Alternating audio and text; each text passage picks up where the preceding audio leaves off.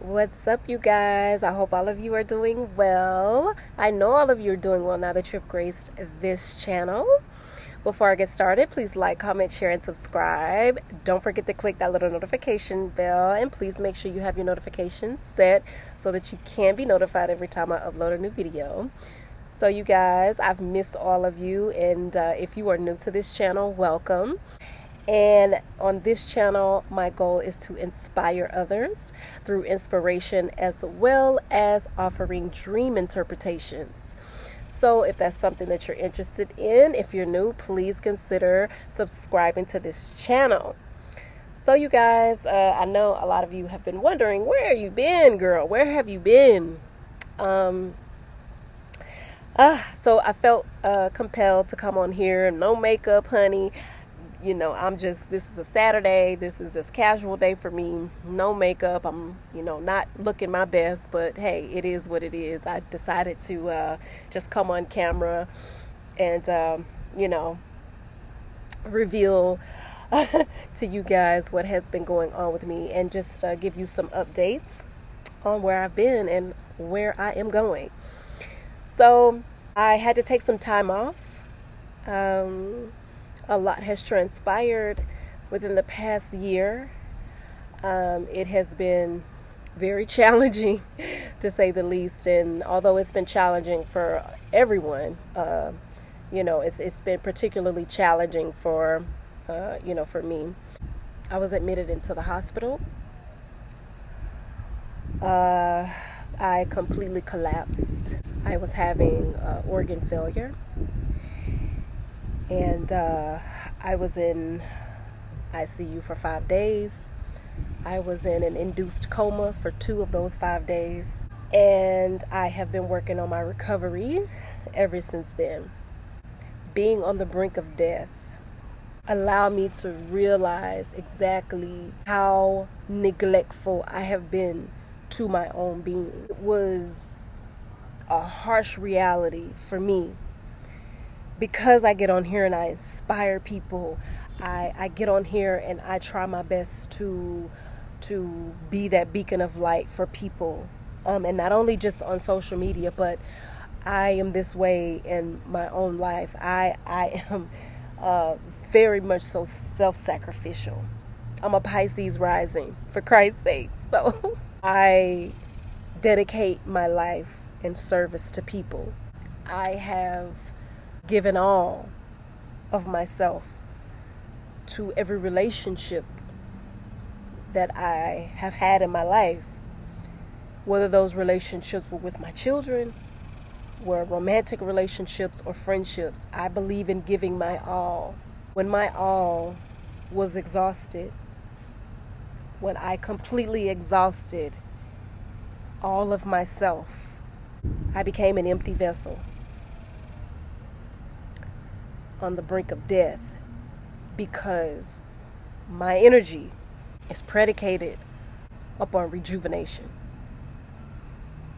And because I have not been rejuvenating my energy and I have been expending myself for years and years and years on end, it finally caught up with me. I realized that when I lay in that hospital bed and I came to my consciousness, I realized that the only person there for me was me.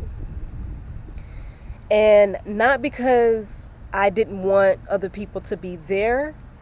I still found it extremely difficult to even let anyone know that I was in the hospital, and not only being in the hospital, but I was in critical condition. It was hard for me to even in that position, it was hard for me to reach out. I knew then that I needed to take a hard evaluation and a hard self-analysis at who I was at the core of my being. Who was I at the core? And I knew that I would never leave this room the same. I knew that me continuing on the path of constantly exuding my energy or exerting my energy, constantly ensuring that everyone else is cared for, constantly, worried about, other people, and ensuring that I'm giving all of my energy to their well-being, whether they were in my presence or no, constantly having my mental energy focused on loving other people and ensuring their emotional well-being while sacrificing my own, led to my own demise. I make no excuses about that. And the harsh reality of it all was that outside of my 2 children, there was really no one else that I desired to even be around. All of the people that I've, sacrificed for, that I've given my all to, those people, when it was all said and done, probably wouldn't have been there anyways if I wanted them to. And so I went on this journey. These past 5 months, I've been on a self-centered journey, and I have learned to practice self-fullness. Self-fullness, being full of myself, feeling myself with myself, by myself, for myself, with myself, in myself, around myself. I've had to completely become so self-absorbed. Every quantitative part of me had to come back to me. Every thought, every particle, every emotion, every energy, every frequency, every vibration, all of it had to come back to me.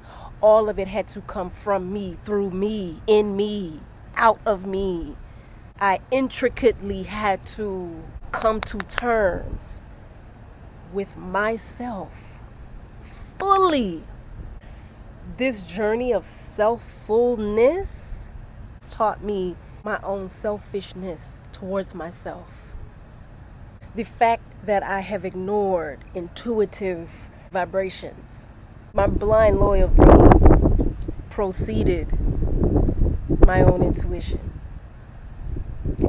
And I have paid dear prices for those actions or inactions. And I want for us as human beings, especially melanated women, not to wait until, and I hate to say this, but it almost seems as if we're still in this space where we have to wait until we get to a point of no return in order for us to make the necessary changes. I had to practically be on my deathbed to change, to become this type of person that I am now. Although my hospitalization has caused me to become even more inspirational, even more of a champion for people, I will always be my own first cheerleader. And although I do love to teach, love to be an example of overcoming life's challenges, I never want to experience what I had to go through again. Never. I have taken a vow to honor and obey my higher self so that I can be of assistance, so that I can preserve my energy, so that I can be a better human being so that I can be of better service to humanity. I have been offering all of me, and offering what I don't have has come at the expense of me giving all of me to other people so that I don't even have that for myself. And that was the problem. So I just wanted to talk to you guys about self-fullness and practicing self-fullness from every angle, from every spectrum of who you are, from the inside out, from your past, present, and future. From every angle, you have to practice self-fullness. You have to fulfill yourself. You have to preserve yourself. You have to give to yourself, for yourself, with yourself, by yourself. The collective cannot exist without the individual, first and foremost. And we have become so wrapped up in the collective thought processes, which I think that it has its place. But you are the primary source, the primordial essence that houses this avatar. No one else can come into this sphere, in this space and time, but the avatar that you're housed in. No one else can come in and take that space. No one. I don't care how much you love your children, how much you love your wife, how much you love your husband, how much you love your mother, how much you love your father. No one can come into this space and occupy this space, this avatar body that I have with me, your avatar body, but you. That space will always be filled with your essence. Always. Whether you want to be present with your essence or not. And it is up to you to understand that concept, or you will be somewhere empty. I just wanted to kind of give you guys a brief overview of where I've been. Taking my time to build my business, I have kind of reshaped my business format, doing more dream interpretations now. I finally kind of harnessed in on my gift. I'm just focused on aligning myself with my purpose by helping other people in a way that is servicing myself as well.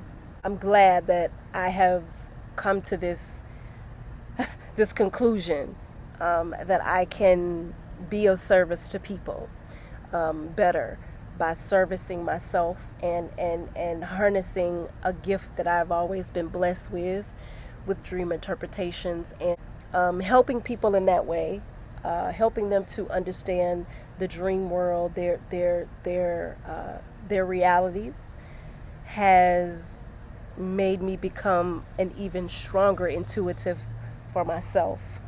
And I think that it is such a blessing to see people. This gift that I have forces me to go so deep within myself, to get those answers from within. It is unlike any other business venture that I have been on, and I'm so excited to kind of start this new journey with you guys. I'll be speaking more about, the dream world, because it's such an interesting world. A lot of my planets, if you're into astrology, a lot of my planets are in very deep waters. They're very scorpionic, Plutonian energy. I am familiar with the underworld. Those are my matriarchs, my gods, my goddesses.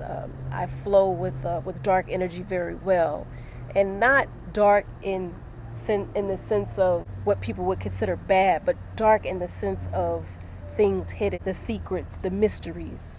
So helping people demystify a lot of those hidden parts of ourselves has definitely allowed me to uncover parts of me that constantly come up and need to be transformed and renewed. You need to understand darkness and bring that darkness into light.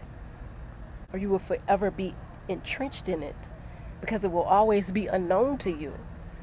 So I would like to offer my dream interpretation services to you guys. You can email me. I'm going to go ahead and end this video.